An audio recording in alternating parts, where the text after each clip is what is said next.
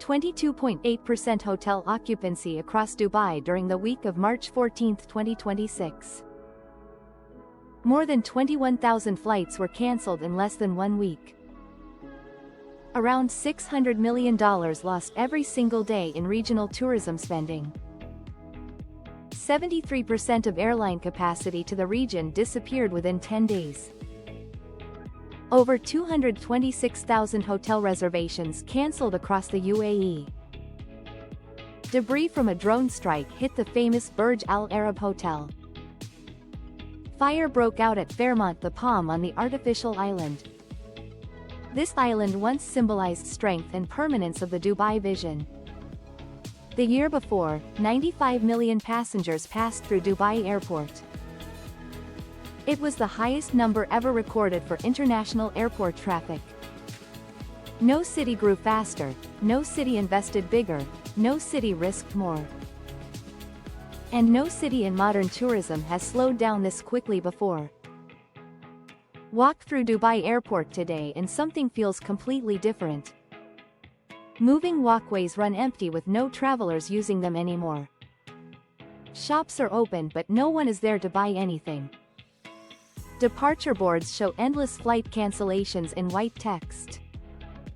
Check-in counters once full are now silent and completely empty. Hotels along the coast now have quiet halls and empty rooms. Pool areas once crowded now reflect only the sky above them.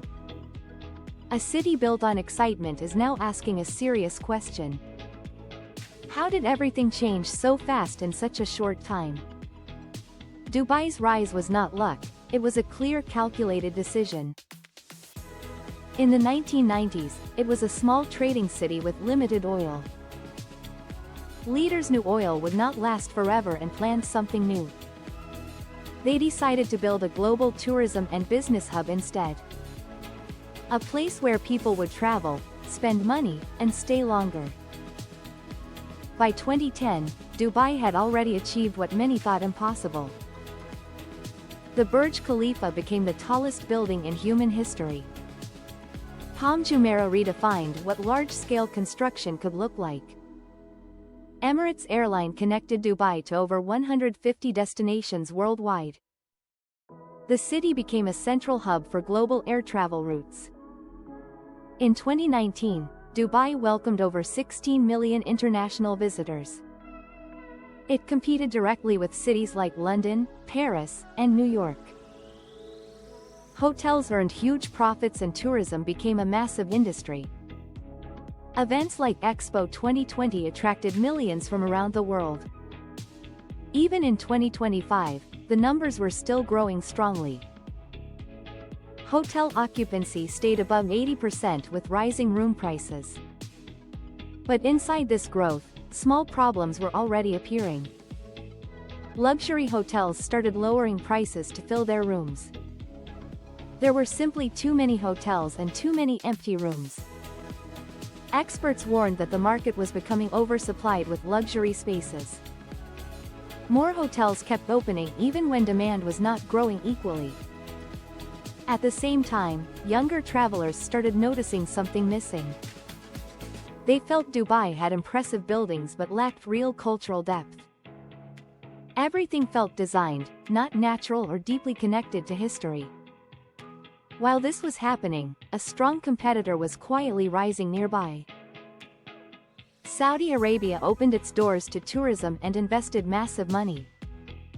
It offered history, culture, and large-scale projects at the same time. Dubai was still growing, but pressure was building underneath. Then in early 2026, everything changed suddenly and dramatically. Military conflict in the region forced airspace closures almost immediately. Airlines cancelled flights, changed routes, and stopped operations quickly. Within days, thousands of flights were removed from the system. More than 12,000 flights were cancelled in one weekend alone. Over 21,000 cancellations followed across major Gulf airports. Airlines lost nearly 3/4 of their total capacity in days. Major international routes through the region stopped almost completely. Experts said this was one of the biggest disruptions ever seen. Even compared to the global pandemic, this felt different and faster. Air travel depends on safe routes, and those routes became dangerous. Dubai's tourism system depends heavily on global air connections. When flights stopped, everything else started to collapse quickly. Hotels lost guests, restaurants lost customers, and shops lost buyers. Workers had no income because everything depended on visitor numbers. Hotel occupancy dropped from over 80% to just 22%. Luxury hotels cut prices by up to 40% to survive. Daily tourism losses reached hundreds of millions across the region. Meanwhile, Saudi Arabia was growing at the same time. It welcomed over 100 million visitors in 1 year. Billions of dollars were invested into new hotels and attractions. New projects, new airlines, and new routes were being developed quickly. Some air traffic that left Dubai started moving toward other cities. And once travel routes change, they often do not return easily. For years, Dubai's biggest strength was one simple idea. It was seen as safe, stable, and always open to the world. Now that image has been shaken, even if only temporarily. Recovery is possible, but it depends on stability returning soon. Experts say tourism may recover by late 2026 if peace holds. But recovery depends on confidence, not just infrastructure or money. Dubai's success was built on trust, speed, and strong global connections. Now it must prove that it can survive uncertainty as well. The big question is not just about recovery this time. It is about whether Dubai will change its approach for the future. Will it build something deeper and more stable than before?